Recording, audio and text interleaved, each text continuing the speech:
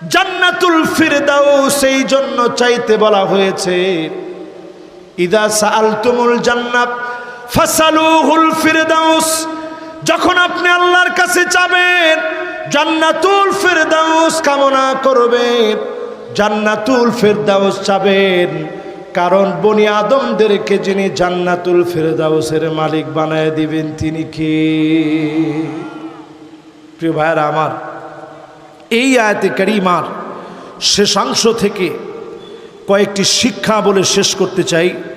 শিক্ষা হচ্ছে এই, উলাইকা হুমুল গাফিলুন, আল্লাহ বলছেন এরাই হচ্ছে সবচেয়ে শৈথল্য পরায়ণ। আমরা একজনও উঠবো না, ফিলিস্তিনের জন্য আমরা দোয়া করে যাব। যখনই আমরা মনে করি দোয়ার সময় চিন্তা করি 5 মিনিট আগে চলে যাই। শেষ কথায় উলাইকা কাল আনআম বাল হুম আদাল ওয়া উলাইকা হুমুল গাফিলুন। শৈথল্য পরায়ণ করা যাবে না, অলসতা করা যাবে না, দিনের ক্ষেত্রে সময় দানে কার্পণ্য করা যাবে না। এই দিন কায়েমের প্রয়োজনে এখনকার সময়ে মানিক বাররাত কাদামাহু ফি সাবিলিল্লাহ, আপনার পায়ের ভিতরে যদি দিন কায়েমের জন্য দুলি বালি লাগাতে পারেন, হাদিস বলছে হাররামাহুল্লাহু আলাইহিন নার, জাহান্নামের আগুন যিনি হারাম বানায় দিবেন তিনি কে? আল্লাহ পাকের কাছে আজকের এই মোবারক মাহফিল থেকে কামনা করি প্রত্যেকটা কথার নূর আল্লাহ পাক আমাকে আপনাদের সবাইকে দান করুন। অন্তরের ভিতরে 6টা কারণে রোগ হয়ে যায়, আওয়াজ করে বলেন কয়টা? 1 নম্বরে ইউযনাবুনা বিরাজাইত তাওবা, অন্তরটা তখন দুষ্ট অন্তর হয়ে যায়, কুলসিত হয়ে যায়, জাহান্নামের পথে ধাবিত হয়ে যায়। যখন আপনি গুনাহ করার পরেও মনে করেন তাওবার কয়দিন পরে করব, এরকম লোক আছে না নাই? আমাদের দেশের যিনি প্রধানমন্ত্রী ছিলেন, ওনার দিকে যদি আপনি শুধু এতটুকুন শব্দ লাগান, ইয়াযনাবুনা বিরাজাইত তাওবা, তাওবা করবেন, গুনাহ থেকে মাফ চাবেন, এটা তখন আপনার দ্বারা সম্ভব হবে আপনি যখন নিজের গুনাহগার বলে মনে করবেন। ঠিক কিনা বলেন? এখনো আপনি তাকায় দেখেন যারা কথায় কথায় বলে আমরা কি অপরাধ করছি জানি না, বলেনি? একটু তাকায় দেখেন, শাপলা চত্বরের রক্তের কথা এখনো মুসলমান ভুলে যায় নাই। আল্লামা সাঈদী রহমাতুল্লাহ আলাইহির 13টা বছরের কারাবরণের ইতিহাস মুসলমান ভুলে যায় না।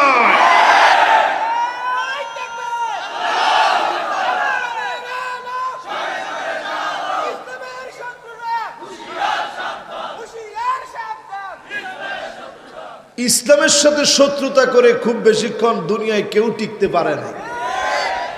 ফেরাউন পারে নাই, নমরুদ পারে নাই, কারুন পারে নাই, হামান পারে নাই, এমনকি বাংলাদেশে যিনি ছিলেন তিনিও পারে নাই। তাহলে এবার সবাই মিলে একটু আমাকে বলেন তো দেখি, আজকে এখানে যারা বসা আছেন, এখনো যদি আপনি মনে করেন আপনার নেত্রী অপরাধ করে নাই, আপনি অন্তর মরা, আপনি জাহান্নামের দিকে হাঁটতেছেন, আল্লাহর কাছে তাওবা পাওয়ার কোনো সুযোগ আপনার নাই। ঠিক কিনা বলেন?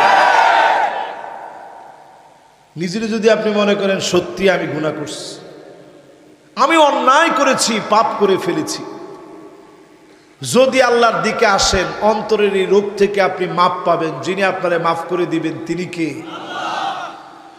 2 নম্বরে প্রিয় ভাইরা আমার, ওয়ায়াতাআল্লামুনাল ইলমা ওয়ালা ইয়ামালুনা বিহি, জ্ঞান শিখে কিন্তু জ্ঞান অনুযায়ী আমল করে না। এই মানুষগুলোর অন্তর মরে যাবে। যতটুকুন জানবেন ততটুকুন মানবেন, অল্প আমলে যিনি আপনাকে মাফ করে দিবেন তিনি কে? যদ্দূর শিখছেন এদ্দূর আমল করেন। বাংলাদেশে দেখা যায় অনেক সময় আমরা একটু জ্ঞান শিখলেই নিজেরই এত বড় বলে মনে করি,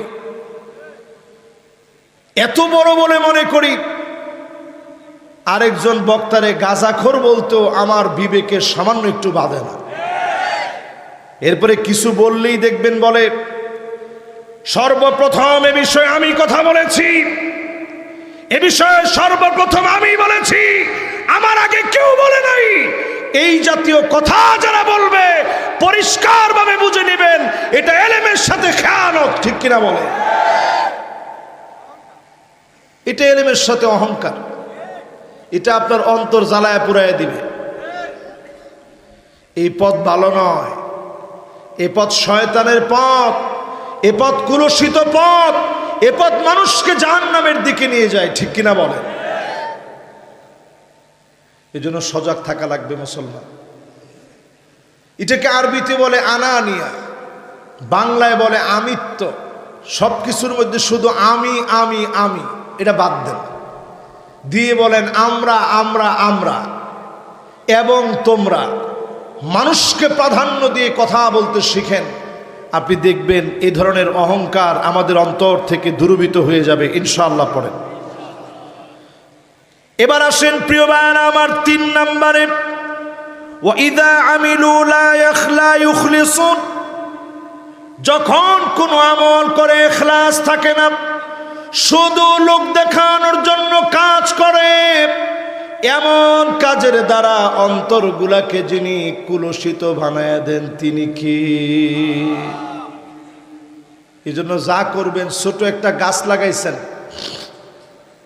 বৃক্ষরোপণ কর্মসূচির নামে বিশাল ব্যানার করে টাকা খাবেন, এই চিন্তাবাদ দিয়ে ছোট্ট একটা বৃক্ষরোপণ করেছেন, আল্লাহর জন্য করেন। 50, 60, 70, 80, 100, 200 বছর পর্যন্ত এই গাছ থেকে একটা পাখি একটা ফল খেয়েছে। পথিক যাওয়ার সময় একটু ছায়ায় বসে একটা ফল খেয়ে মানুষের ক্ষুধা নিবারণ হয়েছে। সবটুকুনের সওয়াব আপনার আমলনামায় যিনি দান করে দিবেন তিনি কে? তাহলে কথা কি বুঝতেছেন? অন্তরটা নষ্ট করার জন্য এই 6টা মেশিন আছে। 3 নম্বরে আস। এবার 4 নাম্বারটা শুনেন। ক নাম্বার? ওয়ায়াকুলুনা রিজকাল্লাহি ওয়ালা ইয়াশকুরুন। অন্তর তখন নষ্ট হয়ে যাবে আল্লাহর রিজিক খেয়ে, আল্লাহর শুকরগুজারি যদি আদায় না করেন, অন্তরটা কুলুষিত হয়ে যাবে। আল্লাহর রিজিক খেয়ে শুকরগুজারি আদায় করেন, খাবারের পরে আলহামদুলিল্লাহ বলেন, চোখে মুখে শুকরিয়া কৃতজ্ঞতার প্রভাব যেন প্রকাশ পেয়ে যায়। আপনি যখন কৃতজ্ঞতা আদায় করবেন, যিনি খুশি হয়ে যাবেন তিনি কি? আজকে একটা দোয়ার কথা বলি, কার কার মুখস্থ আছে জানি না, না থাকলে আমার ইউটিউবার ভাইরা আছে, এখানে অনেকে আসছে, বিশেষ করে বাংলাদেশের সবচেয়ে জনপ্রিয় ইউটিউবার, যাদের বর্তমান সদস্য সংখ্যা সাবস্ক্রাইবার হচ্ছে 10 মিলিয়ন। রোজ টিভি, এই রোজ টিভির পরিবারের সদস্য এখন 10 মিলিয়ন। বিশাল এক পরিবারের সদস্যদেরকে নিয়ে তারা দিন প্রচার করে, তারাও আজকে আসছে। আপনারা এই যে মাহফিলগুলো শুনেন, এদের মাধ্যমে এরা এটার একটা সওয়াব পাবে, জাযায়ে খায়ের পাবে। এই যে অন্তর পরিশুদ্ধ হওয়ার কথা বলছি, এটাতে তারা শামিল হতে পারবে। দিনের কাজ যত বেশি করবে, যত ছড়ায় দিবে। জোরে করে আল্লাহু আকবার। ছোট্ট একটা দোয়া কার কার মুখস্থ আছে জানি না, দেখি আজকে কে বলতে পারে। নবীজি এই দোয়াটা খাবার খাওয়ার পরে এই দোয়াটা পড়তেন, এবং নবীজি বলতেন যে খাবার খাওয়ার পরে এই দোয়াটা যে পড়বে, আল্লাহ পাক তার গুনাহ খাতাগুলোকে মাফ করে দিবেন। জোরে করে আল্লাহু আকবার। তাহলে দোয়াটার দাম কম না বেশি? কি দোয়াটা নবীজি পড়তেন? আলহামদুলিল্লাহিল্লাযী, পড়েন, আত'আমানি হাযা আত-তাআম ওয়া রাযাকানিহি মিন গায়রি হাওলিন মিন্নি ওয়ালা কুওয়াহ। 3 নম্বর, ওয়াইদা আমিলু লা ইখলিসুন, যখন কোনো আমল করে ইখলাস থাকে না, শুধু লোক দেখানোর জন্য কাজ করে, এমন কাজের দ্বারা অন্তরগুলাকে কারো মুখস্থ আছে? যার মুখস্থ আছে টান টান করে হাতটা উঠান দেখি। মাশাআল্লাহ মাশাআল্লাহ, দুইজনের মুখস্থ, দুইজনই মুরব্বী, লিল্লাহে তাকবীর। আপনারা দুইজন কি মাদ্রাসার আলেম? মাশাআল্লাহ, দুইজনই আলেম, মাশাআল্লাহ, দুইজনই মাদ্রাসার উস্তাদ। এই জন্য ওনারা দুইজন এটা মুখস্থ আছে। বাকি যাদের মুখস্থ নাই, হুজুর দুইজনের কাছ থেকে শিখে নেবেন। সওয়াবটা শুনেন, কেমন সওয়াব। নবীজি বলতেছেন, এই দোয়াটা যদি কেউ পড়ে, আল্লাহ ফেরেশতাদেরকে ডেকে বলে, দেখছো এত কষ্ট করে তারা বাজারটা করে আনছে, রান্না বান্না করছে, সব করছে, করার পরে সে দোয়ার সময় বলতেছে, আমি নাকি তারে খাইয়েছি, তার কোনো শক্তি সামর্থ্য তারে খাওয়াইতে পারে নাই, টাকা আছে বিদায় সে খেতে পারে নাই, আমি তারে খাইয়েছি, এ কথার স্বীকৃতি যে দিয়েছে, যাও আমি তার গুনাহ খাতা মাফ করে দিলাম। সুবহানাল্লাহ। প্রিয় ভাইরা আমার, ছোট্ট এই দোয়াটা মুখস্থ করে নেবেন। আলহামদুলিল্লাহিল্লাযী আত'আমানি হাযা আত-তা'আম ওয়া রাযাকানিহি মিন গায়রি হাওলিন মিন্নি ওয়ালা কুওয়া। এতটুকুন দোয়া যদি আপনি পড়েন খাবার খাওয়ার সময়, খাবার খেয়ে আপনি যখন পেট পুরে খেয়ে যখন ক্ষুধা নিবারণ হলো, মনটা যখন ভালো হয়ে গেল, মালিকের শুকরগুজারি আদায় করবেন, ডেকে ডেকে গুনাহ খাতা যিনি মাফ করে দিবেন তিনি কে? এরপরে আমার ভাইয়েরা, পঞ্চম যেই কারণে অন্তরটার মধ্যে রোগ হয়, ওয়ালা ইয়ারদাউনা বিকিসমাতিল্লাহি তাআলা, আল্লাহ আপনাকে যা দিয়েছে তা নিয়ে সন্তুষ্ট যদি না হন, তখনই আপনি চিন্তা করবেন, রাতের গভীরে রাখবেন, আরেকটা বার জেল জুলুম নির্যাতন নিপীড়ন চালায় হলেও ক্ষমতায় থাকা লাগবে। ঠিক কিনা বলেন? এরা অন্তর মরা মানুষ। অন্তর মরা মানুষের কাজ হচ্ছে আল্লাহ যা দিছে তাতে খুশি না। ঠিক তেমনি আল্লাহ আপনাকে মেয়ে দিয়েছে, আপনি খুশি না, বউরে পিটান, কিন্তু তোর খালি মেয়ে হয় কে? 3টা মেয়ে, এত মেয়ে আমি কি করব? আপনি আল্লাহর দেওয়া নেয়ামতের উপরে খুশি হতে পারেন না, আপনি অন্তর মরা মানুষ।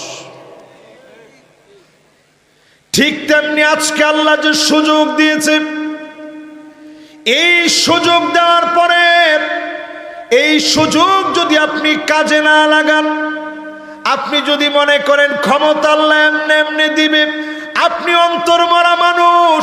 যেই সুযোগ পেয়েছেন, আগামীর কোরআনের সূর্যোদয়ের জন্য সময় কাজে লাগানো লাগবে। ঠিক কিনা বলেন? 5 নাম্বার শেষ। এবার কয় নাম্বার? সবার মনোযোগ আছে তো? আলহামদুলিল্লাহ।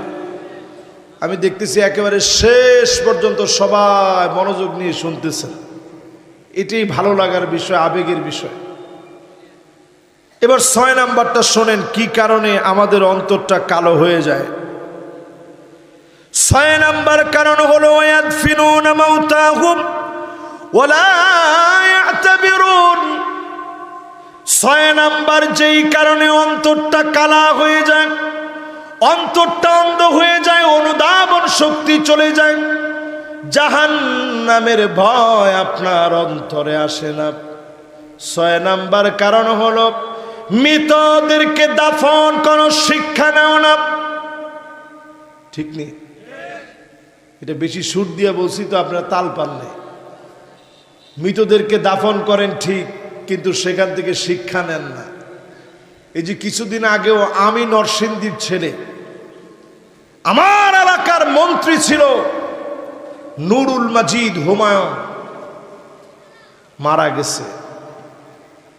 দোয়াই করি আল্লাহ ওনারে মাফ করে দিক, আমিন কম। মন্ত্রী ছিল, আমার একদিন ফোন দিছে, কয় যে ভাতিজা মাহফিলে আসতে হবে। তা আমি কইলাম, চাচা কয়দিন আগে যে আপনি যাত্রাপালা করছেন ওইটার কি হবে? যাত্রাপালা করছি আবার মাহফিলও করাম, অসুবিধা কি? আমি কই, না চাচা, দুইটা তো এক লগে হয় না। তুমি তো আমি আমার এলাকার ছেলে, এরপরে তুমি যদি আমার মাহফিলে না আসো তাহলে আমার এলাকায় তোমার মাহফিল করতে দিব না। যখন এই কথাটা বলছে আমি পাল্টা একটা সুন্দর উত্তর দিছি। আমি বলছি, শোনেন চাচা, ডাক্তার যদি ভালো হয় রোগী খালি এক এলাকার আসে না। আমরা এলাকাত মাহফিল করতে না দিলে কি হইছে? অন্য এলাকা মাহফিল করবো, অসুবিধা নাই তো। তো এটা বলতেছি এই জন্যে মানুষের আত্মত্যাগ আর কোরবানির নাজরানা রয়েছে, ঠিক কিনা বলেন? প্রিয় ভাইরা আমার, আজকের যে আয়াতে কারিমা আপনাদেরকে বোঝানোর জন্য আমি বসছি, বুঝাইতে পারলে আজকে আমি ইনশাল্লাহ মনে করি যে আজকের এই মাহফিলটা সফল হবে ইনশাল্লাহ। বলে এই জন্য আজকের ইসলামের বিজয়ের জন্য অন্তর পরিষ্কার হওয়া লাগবে, এই কথা মনে করা লাগবে। আমাকে একদিন কবরে চলে যাওয়া লাগবে, কবর আমার ঠিকানা হবে। এই কবর যদি আপনার ঠিকানা, এটা যদি বিশ্বাস করেন, ফাঁসির মঞ্চে আপনাকে নিয়ে যাবে, আপনার পা কাঁপবে না, হাসতে হাসতে ফাঁসির মঞ্চে আপনি যাবেন। আর যিনি আপনাকে ফাঁসির মঞ্চ থেকে জান্নাত পর্যন্ত কবুল করবেন তিনি কে? চিন্তা করেন, আমাদের প্রিয় আল্লামা যদি একটা মুসলেখা দিতেন, আমি জীবনে অনেক বড় ভুল করছি, আমি আর ভুল করতে চাই না, জীবনের শেষ সময়টা নাতি নাতনি সবাই নিয়ে একটু থাকতে চাই, আমারে তোমরা মাফ করে দাও।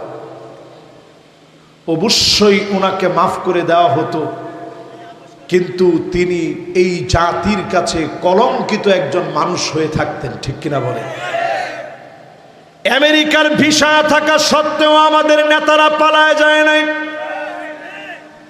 আমি ধন্যবাদ জ্ঞাপন করি বিএনপির চেয়ারপারসন বেগম খালেদা জিয়া, তিনিও পালায় যান নাই। মতিউর রহমান নিজামী পালায় যান নাই, কাদের মোল্লা পালায় যায় নাই, কামরুজ্জামান পালায় যায় নাই, মীর কাসেম আলী পালায় যায় নাই। জাতির নেতারা পালায় যেতে পারে না, পারে না, পারে না। যারা অথর্ব নেতা ওরা নিজেরা পালায় যায়, কোনোদিন জাতির নেতা তারা হতে পারে না। একটু তাকায় দেখেন, গোষ্ঠী শুদ্ধা তারা পালায় গেছে। এমনকি বাইতুল মোকাররমের খতিব সাহেব, আহা,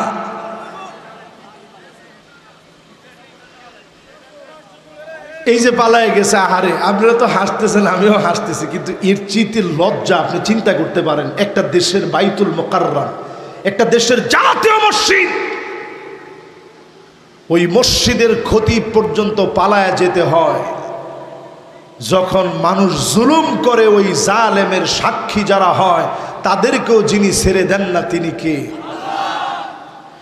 প্রিয় ভাইরা আমার, এই মাহফিলের ভিতরে প্রথম অংশের ব্যাখ্যায় আমরা 6টা কথা বলি, দ্বিতীয় অংশের দিকে চলে যাচ্ছি। ওয়ালাকাদ যারানা লিজাহান্নামা কাসীরাম মিনাল জিন্নি ওয়াল ইনস।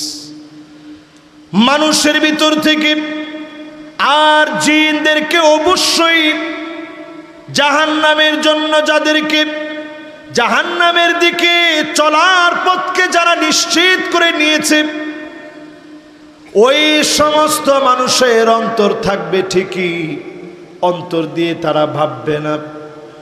ওয়ালাহুম আয়ুনুল লা ইউবসিরুনা বিহা, এই মানুষগুলো এমন হবে, চোখ থাকবে ঠিকই কিন্তু তারা দেখবে না। এমন লোক বাংলাদেশে আছে না নাই? তাকায় দেখেন, যে লোকটা 50 বছর এই মাটিতে খিদমত করছে, ওনাকে যখন স্কাইপি কেলেঙ্কারি থেকে শুরু করে বিচারপতি মানিক কাদের মতো লোকেরা, চোখ ছিল ঠিকই কিন্তু তারা রায় দিতে গিয়ে তাদের কলম কাঁপে নাই, এজন্য আল্লাহ পাক তাদেরকে টেনে হিচড়ে নামায় দিয়েছে। ঠিক কিনা বলেন? এই দুনিয়ার ভিতরে 5টা শাসন আসবে। আঙ্গুলটা উঠায় 14 গ্রামের লোকের আজকে খোলা মনে ওয়াজ শুনতে হবে। বলেন কয়টা শাসন আসবে? শেষের লোকেরা হাত তুলেন না, একটু টান টান করে হাতটা উঠান। মাশাআল্লাহ, সবাই এবার একটু নাড়া দেন। গরম লাগেননি? আরে লাগুক, লাগে। এবার হাতগুলা নামান। এই দুনিয়ার ভিতরে 5টা শাসন আসবে। চোখটা ঠিক করে রাখেন, চোখ ঠিক করা বড় জরুরি। 1 নাম্বার শাসন আসবে এই দুনিয়ার ভিতরে, তাকুনু ফীকুম আন-নবুওয়াত, নবুয়তের শাসন আসবে। আওয়াজ করে বলেন কিসের শাসন? আরো জোরে কিসের শাসন? নবীজি দুনিয়া থেকে চলে গেছেন, এর আগেই পৃথিবীতে শাসন করে দেখায় গেছেন শাসন কাহাকে বলে। একজন নারী চুরি করে ফেলছে, বনি মাকজুমিয়া গোত্রের নারী।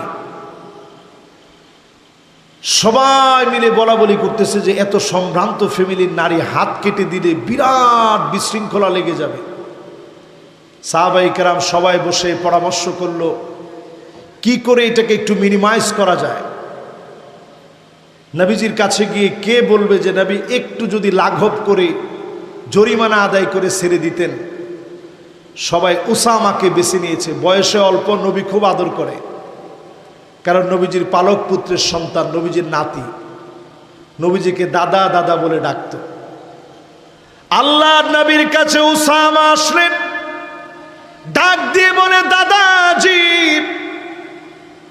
বনি মাকজুমিয়ার যেই নারী ভুল করে চুরি করে ফেলেছে, হাত না কেটে শাস্তি লাঘব করে দেন, টাকা আদায় করে নেন, জরিমানা আদায় করেন। আল্লাহর নবীর চেহারা লাল হয়ে গেল।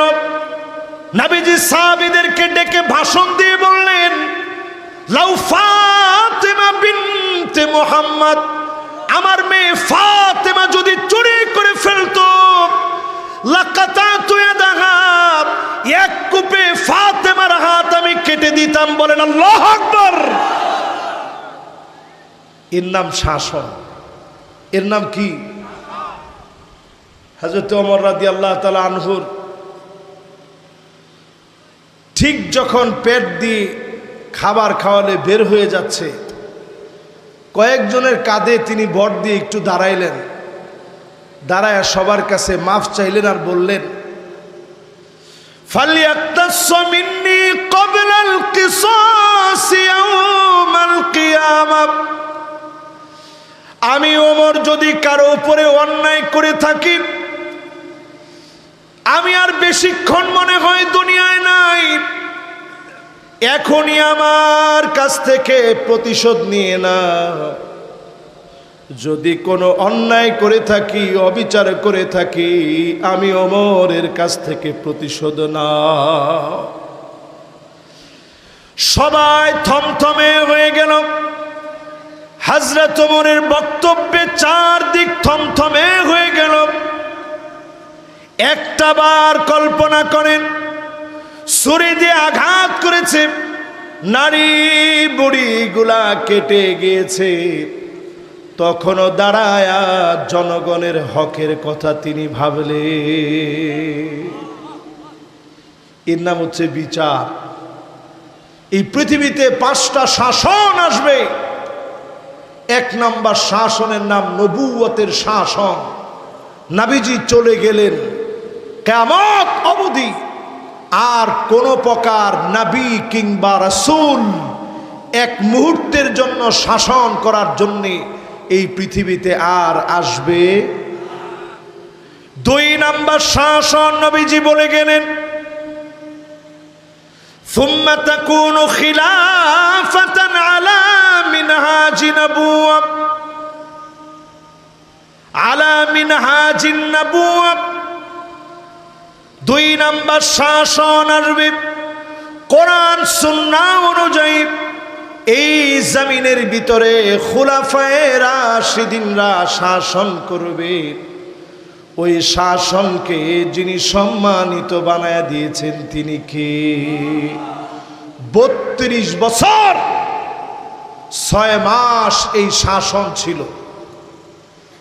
কেমন লোকেরা শাসন করছে? এর মধ্যে প্রথম ছিল আবু বকর রাদিয়াল্লাহু তাআলা আনহু ওয়া আরদাহু। বলেন আল্লাহু আকবার। কেমন তিনি? আবু বকর তো এমন ছিলেন, একদিন আবু বকর রাদিয়াল্লাহু তাআলা আনহুর ছেলের সঙ্গে কথা হচ্ছে।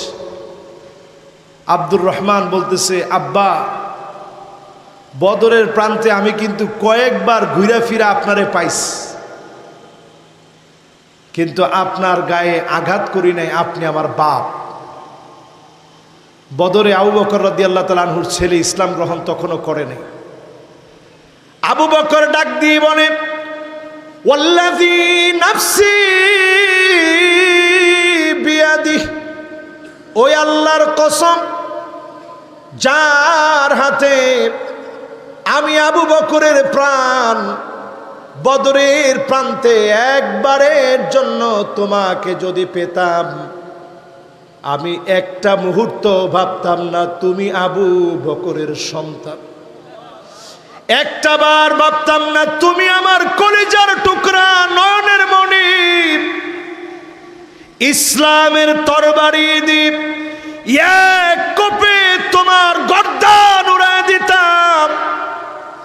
এই বিচার, এই চিন্তা, এই ঈমান যাদেরকে দিয়েছে তাদেরকে দিয়ে 32 বছর 6 মাস যিনি শাসন করিয়েছেন তিনি কে? এই জন্যই দেখবেন বাংলাদেশ থেকে যিনি পালাই গেছে ইনি এখনো আল্লাহ আমারে বাঁচাই রেখেছে বিচার করতাম বলি। চিন্তা করেন মুসলমান। আর আবু বকর রাদিয়াল্লাহু তাআলা আনহুরা 32 বছর শাসন করে গেছে। প্রত্যেকে ইন্তেকালের আগে সুযোগ পাইলে বলছে, আমারে মাফ করে দিও, আল্লাহ যেন শাসনের জন্য আমারে অন্তত কাঠগড়ায় দাঁড় না করায়। জোরে কোন আল্লাহু আকবার। 2 নাম্বার শাসনের পরে শাসন জানি কয়টা? মাশাআল্লাহ, লিল্লাহে তাকবীর, লিল্লাহে তাকবীর। মাশাআল্লাহ, আমার মনটা ভরে গেছে। এই যে আপনারা একটু মনোযোগের সাথে শুনতেছেন, একটু গরমের ভিতরে কষ্ট করে, আল্লাহ যদি এই উসিলায় জাহান্নাম থেকে মাফ করে জান্নাতি বানায় দেয়, পড়েন আমিন। এবার সবাই বলেন তো দেখি 1 নাম্বার শাসনের নাম কি? মাশাআল্লাহ, এর নাম 14 গ্রাম। এর নাম কি? 2 নাম্বার শাসনের নাম কি? মাশাআল্লাহ, খুলাফায়ে রাশিদিনদের শাসন। কত বছর ছিল? মাশাআল্লাহ। এনে ওয়াজ বেড়া, ওয়াজের মধ্যে বসি কতক্ষণ হাসন, কতক্ষণ কান্দন, কতক্ষণ এই কতক্ষণ সেই, লাভটা কি? ওয়াজের মধ্যে এখন বক্তারা লাভ দিয়ে চেয়ারের উপরে উঠে, রাখ আজকে আমি খেলা দেখাইতেছি। তুই সাপ আনছত নি খেলা দেখাইতে?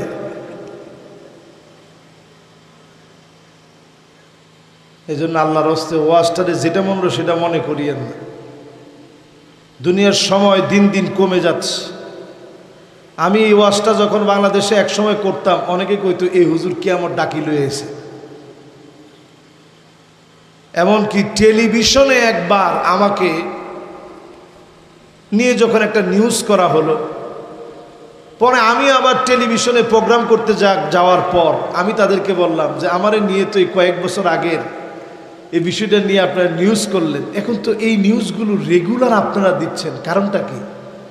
হুজুর কারণ আর কিছু না, জনগণ এগুলো খুব ভালো দেখে, এই জন্য আমরা টেলিভিশন অর্ডার দিই। আমি বলছি না, জনগণ ওইটাই দেখে যেটার সম্ভাবনা আছে, যেটার প্রয়োজন, ওইটাই জনগণ দেখে। ঠিক কিনা বলে? তার মানে বোঝা যায় এখনকার সময় সিচুয়েশনটা খুব ভয়াবহ একটা সিচুয়েশন। এই সিচুয়েশনে 5টা শাসন বোঝা খুব জরুরি। 1 নাম্বার শাসন জানি কি? 2 নাম্বার শাসন, কত বছর? সুবহানাল্লাহ। এবার 3 নম্বর শাসন শুনে, সুম্মা মালিকান আদন, এরপরে শাসন আসবে রাজতন্ত্র, রাজার ছেলে রাজা, ঠিক না? আমগো দেশও বাপের বন্দনা যেরকম শুরু হয়েছিল, রাজতন্ত্রের চাইতে 1 ইঞ্চি কম ছিল না বাংলাদেশ। জিয়ানে যাবেন হিয়ানে বাপ, কিরে ওআইসির এক সম্মেলনের কথা আমার মনে আছে। আরে আলেমরা যে কত রকম দালাল ছিল রে বাবু। ওআইসির এক সম্মেলনে আমি ইন্টারপ্রেটার হিসেবে বাংলা বক্তব্য আরবি করছি।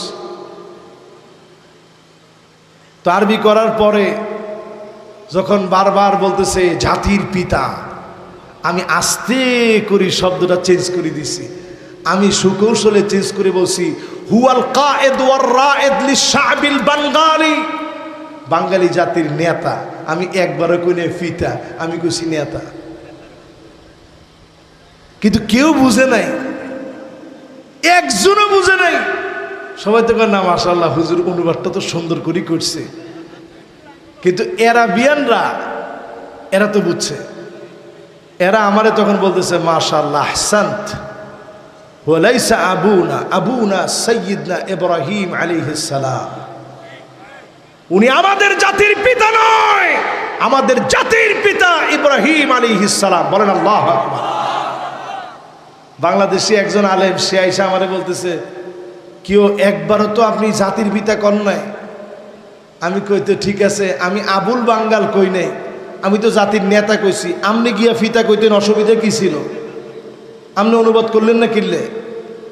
কয় না আপনারা আনছে, আপনি অনুবাদ করবেন।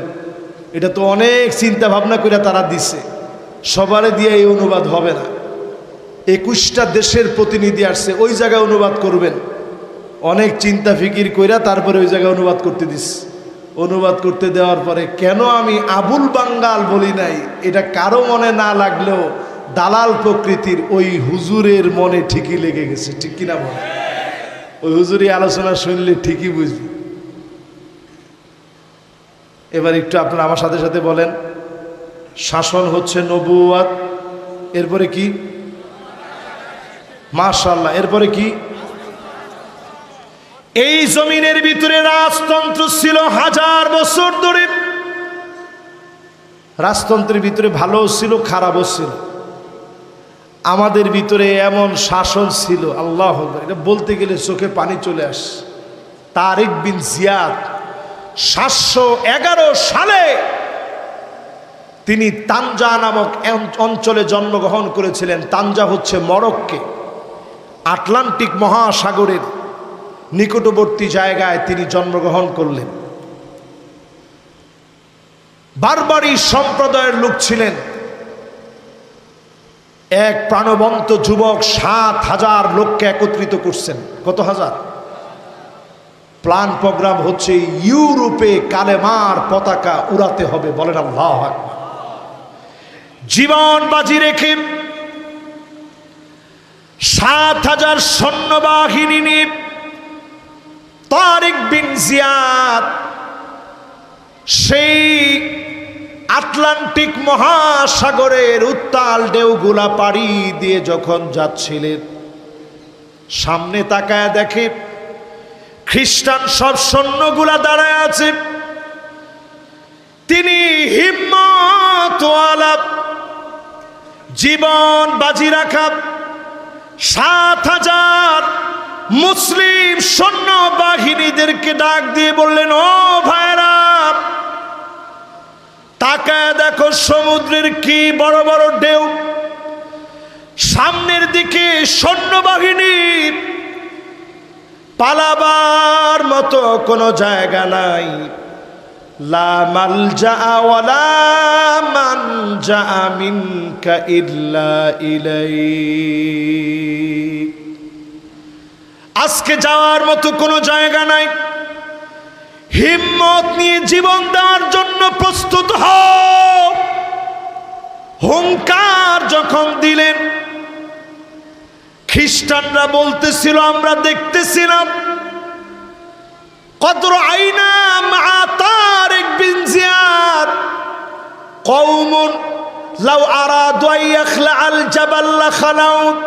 তারিক বিন জিয়াদের সঙ্গে যারা ছিল এমন মুসলমান ছিল, তারা যদি পাহাড়কে বলতো পাহাড় আমরা নবীর উম্মত সরে দাঁড়াও, এক মুহূর্তের ভিতরে পাহাড় সরে যেত। এরা যদি সমুদ্রের দিকে তাকায় বলতো সমুদ্র এখনই তুমি তোমার ঢেউকে থামায় নাও, সমুদ্রের ঢেউ থেমে যেত। জীবন বাজি রাখা ৭,০০০ সৈন্য বাহিনীকে দিয়ে পুরা ইউরোপ, আজকের স্পেন, আজকের পর্তুগাল, আজকের পুরা ইউরোপ মুসলমানরা শাসন করেছে। জোরে করে আল্লাহু আকবার। আমরা শাসন হারাইছি কবে? 1492 সালে। 781 বছর শাসন করার পর মুসলমানদের ভিতরে মারামারি, কিলাকিলি, দলাদলি, ফতোয়াবাজি, আমি নিয়ে মুসলমানরা শুরু করছে চিৎকার। এই আমিত্ব যখন মুসলমানের ভিতরে আসছে, মুসলমানের পতন হয়েছে। আবার মুসলমানদেরকে কালো এক অধ্যায় চেপে বসেছে মুসলমানের উপরে, ঠিক না ভাই? তাহলে কয়টা শাসন আসবে? 1 নাম্বার, 2 নাম্বার, 3 নাম্বার, 4 নাম্বার। এবং কইল কেন? রাজতন্ত্র পৃথিবী থেকে শেষ, অল্প কয়েকটা দেশে আছে। এটা হচ্ছে আশাদু কাল মাদুম, না থাকার মতোই। এটা বেশি দিন আর টিকবে না, এগুলো সবগুলার পতন হবে সামনের দিনে। সারাটা দুনিয়ার ভিতরে কোরআন সুন্নাহর দিন আসতেছে। জোরে করে আল্লাহু আকবার। আমি প্রমাণ দিব আজকে ইনশাআল্লাহ। এরপরে আমার ভাইরা 4 নাম্বার শাসন এই জমিনে আসবে। সুম্মা তাকুনু মুলকান জাবরিয়া, স্বৈরা শাসন আসবে। আওয়াজ করে বলেন কি শাসন? যেই শাসন আমলে আলেমদেরকে নির্দোষ হওয়ার পরেও জেলের ভিতরে রাখা হয়, যেই শাসন আমলে নির্দোষ ছাত্রদেরকে শাপলা চত্বরে রক্তাক্ত করা হয়, ওই শাসনের নাম কুলুষিত স্বৈরা শাসন। রাসূলুল্লাহ সাল্লাল্লাহু আলাইহি ওয়াসাল্লাম বলেছেন যে এই শাসন যখন আসবে, সুম্মা ইয়ারফাউহাল্লাহ, আল্লাহ টেনে উঠায় নিবেন। আল্লাহ এমন ভাবে বাংলাদেশ থেকে টেনে উঠায় নিয়েছে, গরম ভাত রান্না করা ছিল, ভাতের গরম উঠতেছে, ভাপ উঠতেছে, তরকারি রান্না করা ছিল, জালেমেরা খেয়ে যেতে পারে না। তার মানে কি দাঁড়াইছে? আল্লাহ উঠায় নিস।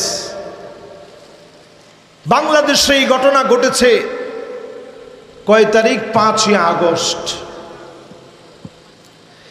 এই ঘটনা 8ই ডিসেম্বর ঘটেছে সিরিয়ায়। এবার ক্যামেরাম্যানরাও প্রস্তুত হন, আপনারা সবাই প্রস্তুত হন। 5ই আগস্ট ঘটল কোথায়? এরপরে 8ই ডিসেম্বর ঘটল কোথায়? গত 2 দিন আগে কোন দেশে জানি ঘটছে? আর এরা নেপালের পরে আরো একটা দেশে ঘটছে, শ্রীলঙ্কাতে আরো আগে, সম্ভবত মরিতনিয়ায়, কি জানি নামটা, না জানি মরিশাস। এই যে শুরু হইছে, একটা সার্কেল চলছে। এই সার্কেল যে চলছে বাংলাদেশে শুরু হলো 5ই আগস্ট, 8ই ডিসেম্বর শুরু হয়েছে সিরিয়ায়। এই দুইটার ভিতরে একটা সুসম্পর্ক ঘরে। এবার আপনি যদি সামনের দিকে যান, দুইটার পরই দুইও দেশে ইসলামপন্থীদের চরম একটা বিজয়ের সম্ভাবনা দেখা দিছে। জোরে করে আল্লাহু আকবার। ইতিপূর্বে ইসলামপন্থীদের এমন সুদিন কোনোদিন দেখা যায় না বাংলাদেশ। না ঠিক বলিয়েন না? এখন এখনো তো কয় না। এই যে একটা সুন্দর পরিবেশ এখন দেখতেছেন, এটা এমনি আসে নাই। ছোট ছোট বাচ্চারা স্লোগান দিয়েছিল, we want justice, we want, জোরে উই ওয়ান্ট। এই স্লোগানটা আপনি মনে করছেন ছোট ছোট ফুলাফান এনেনি দিছে? এই স্লোগান সাধারণ স্লোগান না। উই ওয়ান্ট জাস্টিস বলে ছোট ছোট বাচ্চারা বুঝাইয়া দিয়েছে, আমরা আর মন গড়া বিচার চাই না, ন্যায় ইনসাফের বিচার চাই। তার মানে হলো এই ন্যায় ইনসাফের বিচার কোরআন ছাড়া হতে পারে না, পারে না, পারে না। জুমার দিন আপনারা নামাজে যান ঠিক, আরবিতে যখন খতিব সাহেব খুতবা দেন অনেকেই তখন ঘুমান। ঘুম না আসলেও অনেকের জীবনী আসে। খতিব সাহেব শেষে যখন বলে ইন্নাল্লাহা ইয়া'মুরু বিল আদল, তখন অনেকেই পাশ থেকে বলে এই উঠুস না, হুজুরের খুতবা শেষ তো, নামাজে দাঁড়াই যাবে। আমি তো বুঝেন নাই কি বলছে হুজুর। হুজুর বলছে আল্লাহর কোরআনের সে আয়াত, আল্লাহ অর্ডার করেছে এই জমিনের ভিতরে আদালত প্রতিষ্ঠা করা লাগবে, এটা আল্লাহর অর্ডার। আল্লাহর নবী এমন কোন খুতবা দেন নাই। আম্মা জান আয়েশা বলেন, মা কামা রাসূলুল্লাহ সাল্লাল্লাহু আলাইহি সাল্লাম আলাল মিম্বার, যখনই আল্লাহর নবী মিম্বারে উঠতেন তখনই আল্লাহর নবী বলতেন আদালতের কথা, ইনসাফের কথা। ন্যায় ইনসাফের বিচার বাংলাদেশে কায়েম করতে হলে অনতি বিলম্বে কোরআন সুন্নাহর হাতকে শক্তিশালী করা লাগবে।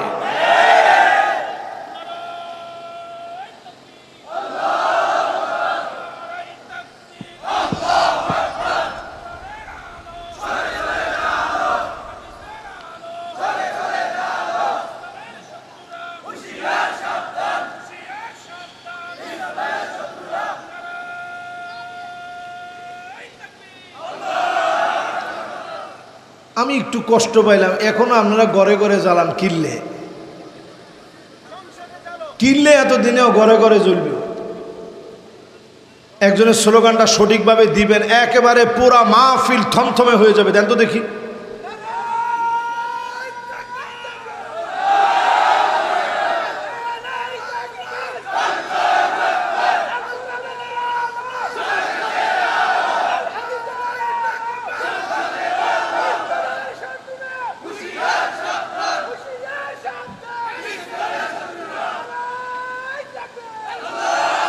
মাশাআল্লাহ, দুইজন ভাইয়ের স্লোগানই একেবারে প্রকম্পিত স্লোগান।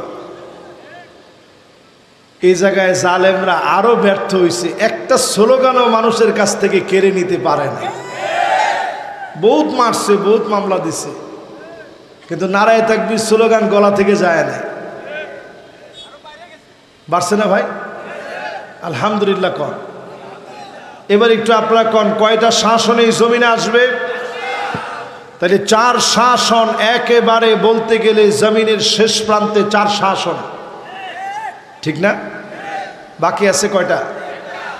আল্লাহর হাবিব বলেন বাকি একটা হলো সুম্মা তাকুনু খিলাফাতান আলা মিনহাজি নবুওয়াতিন।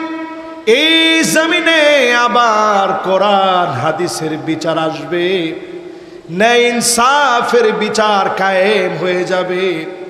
মানুষের মাঝে যিনি শান্তি ফিরিয়ে দিবেন তিনি কে? আমাদের যারা চলে গেছেন এই দিনটা দেখার তাদের অনেক অপেক্ষা ছিল, কিন্তু এই দিনটা দেখে যেতে পারে নাই। অনেক শখ ছিল যে এরকম একটা সুদিন দেখবে, বের হলে সাংবাদিক আসবে, মানুষগুলো প্রশংসায় ভাসবে যে এই লোকগুলো আর যা করুক এরা দুর্নীতিবাজ নয়, এরা চাঁদাবাজ নয়, এরা লুটেরা নয়, এরা ডাকাত নয়, এরা চরিত্রহীন লম্পট নয়। কিন্তু জিন্দিগিতে এই প্রশংসা তারা দেখে যেতে পারে না। ওনারা থাকতে দেখছে সব মিডিয়ায় কিছু করলেই বলতো রক কাটা, কিছু করলেই বলতো রাজাকার। কিন্তু আল্লাহ তাআলা দিন কেমনে পরিবর্তন করে। আজকের এই সুন্দর একটা দিন আপনারা যারা পেয়েছেন, এখনো যদি নিজেদেরকে প্রস্তুত না করেন, আল্লাহর আদালতে জবাব দিতে পারবেন না মুসলমান। আজকের এই মাহফিলে একটু মিলায় নেন। এই পর্যন্ত মুসলমানদের ভিতরে 1,48,000 আল্লাহর গোলাম 2023 সাল থেকে নিয়ে আজকের 2025 পর্যন্ত, যদিও ওআইসি বলেছে 68,000 মানুষ শহীদ হয়েছে, কিন্তু মুসলমানদের খবর হচ্ছে 1,48,000। ফিলিস্তিনে 1,48,000 ভাই শহীদ হয়ে গেল। এখন যে যুদ্ধবিরতি দিয়েছে, প্ল্যান প্রোগ্রাম করে যুদ্ধবিরতি দিয়েছে, শান্তিতে নোবেল পাওয়ার জন্য মেগা প্ল্যান করে যুদ্ধবিরতি দেওয়া হয়েছে।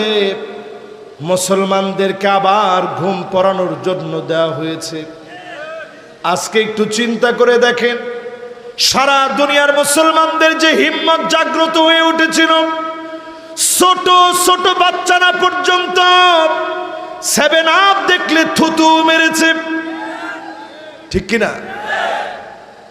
এই যে একটা চেতনা জাগ্রত হয়ে গেছে, এখানে রসুলের ওই হাদিস আমার মনে পড়ে যাচ্ছে। আল্লাহর নবী বলে গেছেন, এমন একটা সময় আসবে, একটা পাথর পর্যন্ত বলবে, বালুকণা পর্যন্ত বলবে, ওরা ইহুদি, আমার পিছনে ইহুদি লুকায় আছে, ফাকতুলহু, তার গর্দানটা উড়ায় দাও।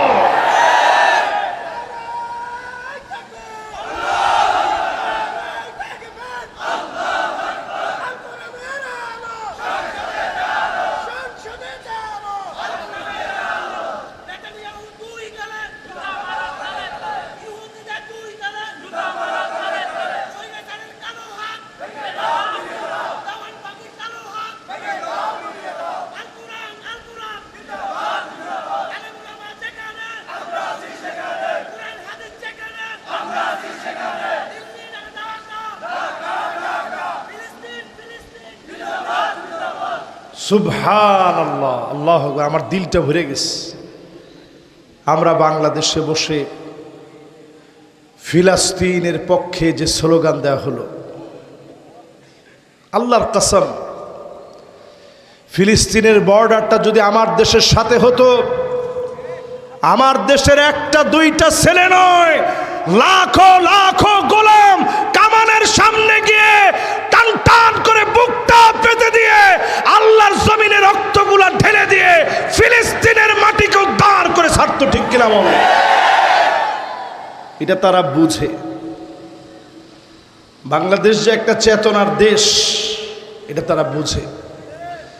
এজন্য মাস্টার প্ল্যান করে আমাদের দেশটাকে সব সময় তারা নিচে নামায় রাখে।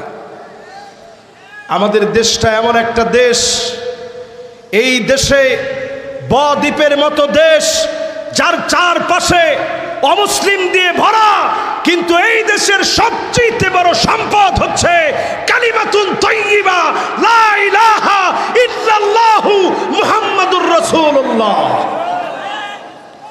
এই দেশের সম্পদ এটা,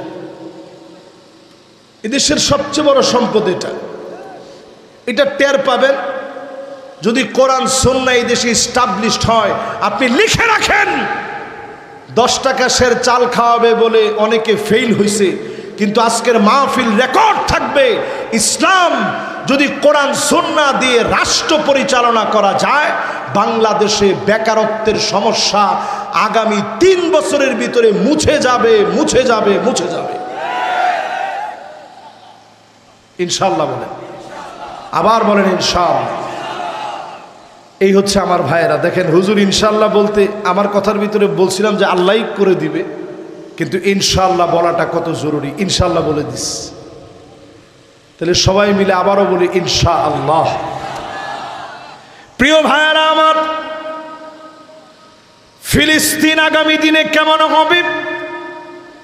আকরুদারিল মুমিনিন, এই ফিলিস্তিন হবে মোমেনদের বাড়ি।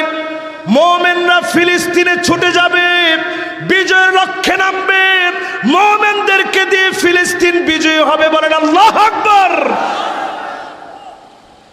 শুধু তাই না, নবীজি দোয়া করে গেছেন, আল্লাহুম্মা বারিক লানা ফি শামিনা, আল্লাহ তুমি শামের ভিতরে বরকত দিয়া দাও। শামটা 4টা দেশ নিয়ে, 4 দেশ নিয়ে হচ্ছে শাম। 1 নম্বর ফিলিস্তিন, চিল্লায় বলেন। আরেকটা দেশের নাম সিরিয়া, বলেন। আরেকটা দেশের নাম জর্ডান, আরেকটা দেশের নাম লেবানন, বলেন। এই 4টা দেশ নিয়ে শাম। এই শাম ইসলামের জন্য গুরুত্বপূর্ণ ভূমি। মুসলমানেরা হামাগুড়ি দিয়ে হলো এই শামের দিকে যাবে। যত বেশি তারা বলুক, গাজাকে তারা খালি করে ফেলবে, ফিলিস্তিনকে তারা নিশ্চিহ্ন করে ফেলবে, তাদের সমস্ত শক্তি মিলিত হবে, কিন্তু ফিলিস্তিনকে তারা শেষ করতে পারবে না, পারবে না, পারবে না। ওদের হিম্মত কিরকম জানেন? আমার মাঝে মাঝে মনে হয় যে আল্লাহ, আমরা শুধু মনে হয় ওয়াজি করি দুনিয়াতে, তাদের ইমানি হিম্মত, আল্লাহু আকবার। এই কেমন হিম্মত! ছোট একটা বাচ্চাকে বলা হচ্ছে যে এই পিচ্ছি, তোমার উপর দিয়ে বোমারও বিমান ঘুরতেছে, তোমার কি ভয় লাগে না? ছেলেটা আঙ্গুল উঁচা করে বলতেছে, ও সাংবাদিক শোনো, আমার উপর দিয়ে বোমারও বিমান ঘুরতে পারে, তারও বহু বহু উপরে আমার আল্লাহর কুদরতি ক্ষমতা সারা দুনিয়ার উপরে বিস্তার করে। আমি ভয় পাবো কারে? বোমারও বিমানকে আমি ভয় করি না। দেখছেন তাদের ছোট ছোট বাচ্চা ঢিল মারে, তাদের কি শক্তিশালী অস্ত্র শস্ত্রে সুসজ্জিত ট্যাঙ্ক। ওই ট্যাঙ্কের ভিতরে দেখবেন ছোট ছোট বাচ্চারা ইটা মারতেছে, ঢিল মারতেছে। এটা হচ্ছে ইমানি হিম্মত। মুসলমান যদি শুধু ইমানি হিম্মত অর্জন করে, সংখ্যায় যাই হোক, বাতিলের মোকাবেলায় যিনি বিজয় দান করেন তিনি কে? প্রিয় ভাইয়ারা আমার, ফিলিস্তিনের সামনের দিন পরিবর্তন হবে। তারা আজকের যে যুদ্ধবিরতির কথা বলছে, এটা বেশি দিন তারা কন্টিনিউ করবে না। তারা এখন শুধু বলে ধোঁকা দিচ্ছে। আজকেও তারা বোম ফেলিয়েছে। আপনারা দেখবেন মাঝে মাঝেই তারা থেমে থেমে আবার আঘাত করবে। এমনকি তারা যাদেরকে যুদ্ধবন্দী ছিল ফিরিয়ে দিছে, তারা কোথায় যাচ্ছে ডিভাইস দিয়ে সব এগুলো আইডেন্টিফাই করবে, মুসলমানদের বড় ক্ষতি করার চেষ্টা করবে, কিন্তু মুসলমানদেরকে তারা নিঃশেষ করতে পারবে না। আল্লাহর নবী বলেছে, একটা দুলিবালি পর্যন্ত বলে দিবে আমার পিছনে ইহুদি আছে, এই মুহূর্তে তার কল্লা উড়ায় দাও। বলেন আল্লাহু আকবার। শুধু একমাত্র একটা গাছ বলবে না, ওই গাছের নাম গারকাত। বলেন কি নাম? আবার বলেন কি নাম? এই গারকাত নামক গাছ সবচেয়ে বেশি, ইসরায়েলের সবচেয়ে বেশি গরকত গাছ লাগানো হয়েছে। কারণ তারা জানে রাসূলুল্লাহ যা বলছেন এটা কখনো মিথ্যা হবে না। দিন আসবে এমন কচু কাটা করা হবে, একটা ইহুদির অস্তিত্ব এই জমিনে থাকবে না। জোরে করে আল্লাহু আকবার। এই যে এখন স্বর্ণের দাম বেড়ে যাচ্ছে, আপনাদের কষ্ট হচ্ছে মনে হয়। আমার হাতে আর বেশিক্ষণ না, অল্প কয়েকটা মিনিট আপনাদের কাছ থেকে নিচ্ছি, আমি শেষ দিকে আছি। এই যে হঠাৎ করে স্বর্ণের দাম বাড়তে বাড়তে বাড়তে বাড়তে, আমি কয়েকদিন আগে স্বর্ণ কিনে আনছি, দুবাই গেছিলাম, অল্প স্বল্প স্বর্ণ কিনছি। ভরি পড়ছিল সেই সময়ে 1,86,000 টাকা। গত বছর কিনছি, শুধু ভরি পড়েছে 92,000 টাকা শুধু। এর আগের বছর কিনছি, ভরি ছিল 76,000 টাকা। অল্প কিছুদিনের ডিফারেন্সে এখন স্বর্ণের দাম গিয়ে দাঁড়িয়েছে 2 লক্ষ টাকার উপরে ভরি। 2,05,000। আপনারা অনেকেই মনে মনে চিন্তা করছেন হুজুর কি স্বর্ণের মধ্যে কি আগুন লাগিয়ে গেছেনি? না, স্বর্ণের দাম এমন বেড়ে গেল কেন? আমরা যেমন এক সময় ক্রিপ্টোকারেন্সি বুঝতাম না, পকেটে পকেটে প্রত্যেকের টাকা থাকতো, বাজারঘাট সব করতে যেতাম টাকা নিয়ে। যদিও এখন বাংলাদেশে আমরা টাকা নিয়ে যাই, কিন্তু বাংলাদেশে দেখবেন অনেক ভালো ভালো সুপার মার্কেট আছে, ভালো ভালো শপিং সেন্টার আছে, যে জায়গায় অনেকেই কার্ড নিয়ে যায়, কার্ডে টাকাটা বিলটা পে করে দেয়। দেখছেন আপনারা? এটাকে বলে ক্রিপ্টোকারেন্সি। সব কারেন্সিগুলা কার্ডের ভিতরে ঢুকে গেছে।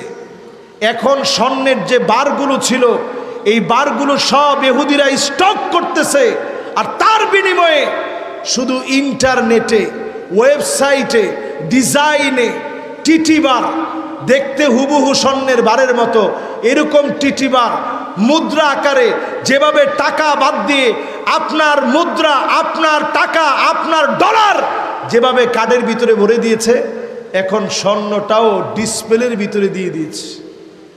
এখন ডিসপ্লেতে মানুষ টিটি বার কিনে। আগে যেভাবে ব্যাংকের ভিতরে নিয়ে গচ্ছিত রাখতো, এখন গচ্ছিত সেখানে না রেখে ইহুদিদের বাণিজ্যিক লেনদেনে গচ্ছিত রাখে টিটিবার। এই টিটিবার কিনে রাখার কারণে ইহুদিরা সব স্বর্ণ কিনে, মূল স্বর্ণ কিনে ধনী হয়ে যাচ্ছে। মুসলমানদের স্বর্ণ তারা কিনে নিচ্ছে, আর টিটিবারের নামে মুসলমানকে ডিসপ্লের ভিতরে স্বর্ণ খাওয়াই দিচ্ছে। আরে কথা কয় না। এই জন্য স্বর্ণের দাম যে কি আকারে বাড়বে এটা আপনি চিন্তা করতে পারবেন না। এই টিটিবারে সেল বাই হয়। আজকে আপনি কিনছেন, একটু পরে দাম আপনি একটু বাড়ায় দিবেন, এরপরে আপনি আরেকটু বাড়ায় দিবেন, কিনা মূল্যের চাইতে কয়েক পয়সা বাড়ায় দিবেন। এইভাবে বাড়তে বাড়তে বাড়তে বাড়তে অনেক বেড়ে যাবে। স্বর্ণের দাম অনেক বেড়ে যাওয়া, অনেক বেড়ে যাওয়া, অনেক বেড়ে যাওয়া, আকাশচুম্বী ছাড়ায় যাওয়া, এটা বর্তমানে ইহুদিদের মেগা প্ল্যান। মুসলমান এখনো সজাগ হয় নাই। আগামী দিনে সবগুলাকে মাটির নিচে রেখে তারা চাবে আগামীর পৃথিবী নিয়ন্ত্রণ করবে, অর্থনৈতিকভাবে মেধা দিয়ে সারা দুনিয়া তারা নিয়ন্ত্রণ করার চ্যালেঞ্জ হাতে নিয়েছে। যদি মুসলমান বাঁচতে চান, অন্তত ঈমান নিয়ে আপনাকে বাঁচতে হবে, ঠিক কিনা বলেন? প্রিয় ভাইয়েরা আমার, আমি আমার আলোচনার একেবারে শেষ অংশে চলে আসছি। চলেন আমরা সেই দিকে চলে যাই। কষ্ট অন্য আপনি কর। মাশাআল্লাহ, দুইজন মুরব্বী কোমর টান দিয়ে ফেলাইছে। যদি বসেন আমরা বেশি খুশি হব। 11টা সামান্য বাজের আর কি। আচ্ছা, এবার আমরা যাই শেষ দিকে ইনশাল্লাহ। বলেন, ওয়ালাহুম আযানুন লা ইয়াসমাউনা বিহা, যাদেরকে কান দেওয়া হয়েছে এই কান দিয়ে তারা শুনে না। একটাবার চিন্তা করেন, আমরা কতজন লোক কান দিয়ে আল্লাহর কথা শুনি, কান দিয়ে কোরআন শুনি, কানটা দিয়ে কোরআনের আওয়াজগুলো শুনি। অধিকাংশ লোক কেমন দেখবেন প্রতিদিন ঘন্টার পর ঘন্টা ধরে মিউজিক শুনে। ঠিকঠাক একটু আস্তে কম, আর একটু জোরে। এই মিউজিক যারা যারা শোনেন, প্রত্যেকে মিউজিক শোনার দ্বারা আস্তে আস্তে কিছুদিনের মধ্যেই এরা বিভিন্ন খারাপ মুভিতে অভ্যস্ত হন। যত খারাপ মুভি, খারাপ সাইড আছে, পর্নোগ্রাফিতে আসক্ত, এই পর্নোগ্রাফির যত সাইট আছে, এগুলো সব মিউজিক দেখার পর মানুষের হরমোনগুলোর ভিতরে একটা চেঞ্জ আসে। সেক্সুয়াল হরমোনগুলো উত্তেজিত করে ফেলে। তখনই মানুষ মিউজিক শুনতে শুনতে এরকম খারাপ খারাপ সাইটগুলোতে যায়। বর্তমান গবেষণা বলছে, এই খারাপ খারাপ সাইডে গিয়ে যারা খারাপ ভিডিওগুলো দেখে, এই ভিডিও দেখাটা হেরোইন, আফিম, মেরিজুয়ানা, মদ, এর চেয়েতে মারাত্মক হচ্ছে এই পর্নোগ্রাফি, যেটা মানুষকে একেবারে অমানুষ বানায় দেয়। আল্লাহ পাক কোরআন কারীমের মধ্যে বলছেন, কান আছে কিন্তু কান দিয়ে তারা শোনে না। এই কান দিয়ে যারা কোরআনের দাওয়াত নেয় না, ফাইন তাওয়াল্লাউ ফা'লাম আন্নামা ইউরিদুল্লাহু আন ইউসিবাহুম বিবাদি যুনুবিহিম। আল্লাহ বলেন মুখ ফিরায় নিও না, অচিরেই যিনি ছোট ছোট আযাব দিয়ে পাকড়াও করবেন তিনি কে? এরপর শেষ কথায় আল্লাহ তাআলা বলেন, আল্লাহ রাব্বুল আলামিন বলেন উলাইকা কাল আনআম বাল হুম আদাল। এই মানুষগুলা পশুর চাইতে নিকৃষ্ট। কথা কয় না? আরো জোরে কর। আমি একটু অপমান করে শব্দটা বলতে পারতাম, কিন্তু আমি অপমান করব না। পশুর ভিতরে কুকুর আসেনি, শূকর আসেনি, কিন্তু আল্লাহ তাআলা এমন শব্দ দিয়েছেন উলাইকা কাল আনআম, চতুষ্পদ জন্তুর চাইতে এরা নিকৃষ্ট, বালহুম আদাল, অথবা এর চাইতে নিকৃষ্ট। তা আমিও তাদেরকে সম্মান দিয়েই বলি, একটা মানুষকে আল্লাহ তাআলা সৃষ্টি করেছে, আল্লাহ পাক মানুষের ভিতরে যৌন চাহিদা দিয়েছে, আকল দিয়েছে। পশুর আল্লাহ বানিয়েছে, যৌন চাহিদা দিয়েছে, আকল দেয় নাই। ফেরেশতাদেরকে আল্লাহ বানিয়েছে, যৌন চাহিদা দেয় নাই, আকল দিয়েছে। মানুষে দিছে কয়টা? মানুষের যৌন চাহিদাও আছে, আকলও আছে। পশুর ভিতরে শুধুমাত্র যৌন চাহিদা আছে, আকল নাই। ফেরেশতাদের ভিতরে আকল আছে, যৌন চাহিদা নাই। এই জন্য মানুষ যদি সেরা হয়, এমন সেরা আল্লাহ তারে বানায় দেয় জান্নাতুল ফিরদাউস। এই জন্য চাইতে বলা হয়েছে ইদা সাআলতুমুল জান্নাত ফাসালুহুল ফিরদাউস। যখন আপনি আল্লাহর কাছে যাবেন, জান্নাতুল ফিরদাউস কামনা করবেন, জান্নাতুল ফিরদাউস চাবেন। কারণ বনি আদমদেরকে যিনি জান্নাতুল ফিরদাউসের মালিক বানায় দিবেন তিনি কে? প্রিয় ভাইরা আমার, এই আয়াতে কারিমার শেষাংশ থেকে কয়েকটি শিক্ষা বলে শেষ করতে চাই। শিক্ষা হচ্ছে এই, উলাইকা হুমুল গাফিলুন। আল্লাহ বলছেন এরাই হচ্ছে সবচেয়ে শৈথল্য পরায়ণ।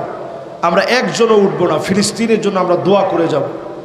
যখনই আমরা মনে করি দোয়ার সময় চিন্তা করি 5 মিনিট আগে চলে যাই। শেষ কথায় উলাইকা কাল আনআম বাল হুম আদাল ওয়া উলাইকা হুমুল গাফিলুন। শৈথল্য পরায়ণ করা যাবে না, অলসতা করা যাবে না, দিনের ক্ষেত্রে সময় দানে কার্পণ্য করা যাবে না।